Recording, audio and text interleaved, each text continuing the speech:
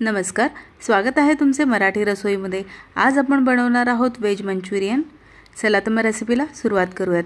तर सुरुवातीला आपण मंचुरियन बॉल बनवून घेऊयात। त्यासाठी इथे मी एक कोबी बारीक चिरून घेतला आहे।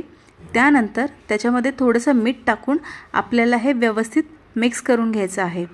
आता आपण हे थोड्या वेळासाठी बाजूला ठेवायचं आहे, म्हणजे त्याच्यामध्ये जे पाणी सुटेल ते आपण काढून घेऊ शकतो। आता आपल्याला हे व्यवस्थित घट्ट पिळून सगळं पाणी वेगळं करायचं आहे आणि जो कोबी आहे तो कोबी अशा पद्धतीने आपल्याला वेगळा करायचा आहे।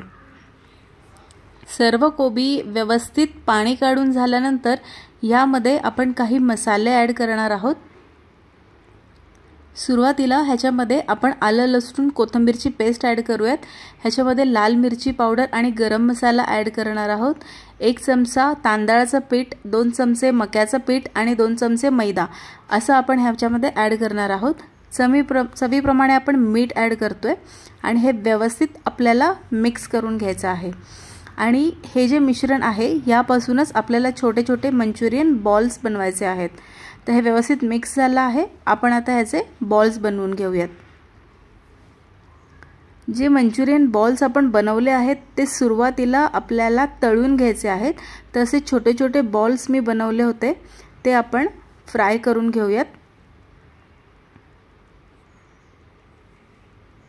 गोल्डन ब्राउन होईपर्यंत आपल्याला हे तळून घ्यायचे आहेत।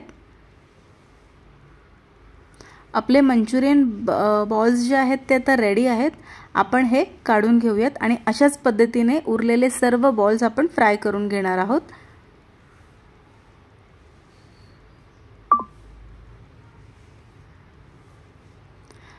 आता आपण ह्याच्यासाठी लागणारं जे सॉस आहे ते बनवणार आहोत।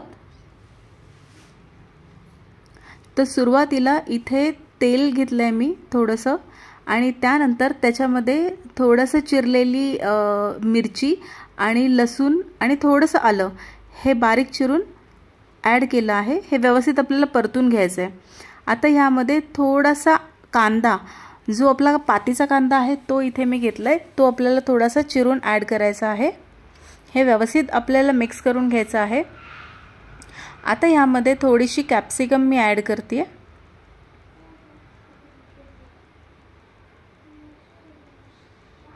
आणि त्यानंतर इथे जो पातीचा कांदा आहे तो थोडासा आपण ॲड करणार आहोत, ज्याचा की हिरवा भाग असतो पातीच्या कांद्याचा तो।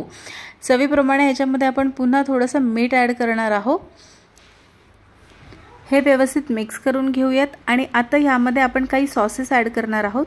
तर त्यासाठी इथे सुरुवातीला मी थोडंसं विनेगर ॲड केलंय, soya sauce, red chilli sauce, green chilli sauce, Schezwan sauce हे सर्व मी ह्याच्यामध्ये ॲड केलंय आणि त्यानंतर थोडंसं कॉर्नस्टार्च मी बनवलं होतं ते ह्याच्यामध्ये ॲड करून थोडंसं पाणी ॲड केले।